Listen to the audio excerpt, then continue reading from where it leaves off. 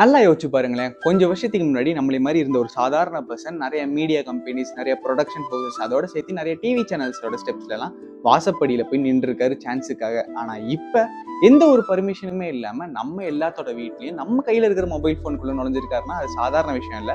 அதுக்கு ஒரே ரீசன் அவரோட ஹார்ட் ஒர்க் தான். ஆனா அவரோட சக்சஸுக்கு ஹார்ட் ஒர்க் மட்டும் தான் ஒரே ரீசனா என்ன? இல்லவே இல்ல. The power of social media. இங்க இருக்கிற நம்ம நெறைய பேர் சோசியல் மீடியாவ ஒண்ணுமே தப்பா தான் யூஸ் பண்ணிட்டு இருக்கோம். புரியலல?